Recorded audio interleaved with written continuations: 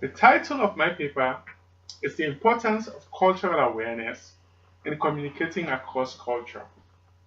I chose this topic because I can relate to it. When I first immigrated to the United States, I had problems understanding and adapting to cultural differences. Eventually, I did get to learn and understand my new culture and therefore was able to adapt to it. I did not completely lose my old culture, but I was able to form a hybrid that works for me and those I interact with. Cross-cultural communication is important for the success of any individual or organization trying to do business in a foreign country. Today, many companies are going global or multinational. Therefore, the potential to communicate with someone who is outside of the home country is now greater than ever. The availability of the internet and improved communication technology has opened opportunities to reach out to other cultures. It is therefore essential that organizations and individuals understand the value of cultural awareness. For my paper, I focused on Japan and China because their cultures are quite different from that of the Western world. Cultural awareness in these countries is essential for effective communication. In both countries, most people do not speak English fluently. As I explained in my paper, understanding a language is the gateway to understanding a culture. At the minimum, one should make an effort to learn the language, even though you may not be fluent in it. It will increase your level of competitive advantage.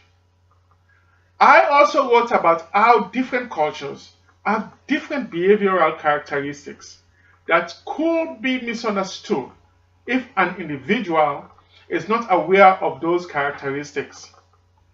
For example, in China, people are not willing to say no. They fear that saying no will cause them to lose face. Therefore, a yes may not be the kind of yes you are looking for. So make sure you understand what their actual intentions are. Another cultural difference is the way each culture relates to groups. Westerners, for the most part, have an individualistic culture. The focus is on the individual. In China and Japan, where they have a collectivist culture, the focus is more on the group. They will try to do anything to avoid embarrassing the group. To illustrate how lack of cultural awareness negatively impacts an organization, I use the movie Gung Ho to show how lack of cultural awareness and training create communication and perception problems between Japanese managers and American workers at Asan Motors.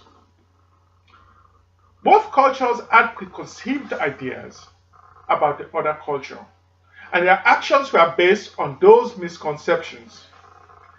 If the organization had trained both the managers and the workers around cultural awareness, they would not have encountered many of the problems they faced.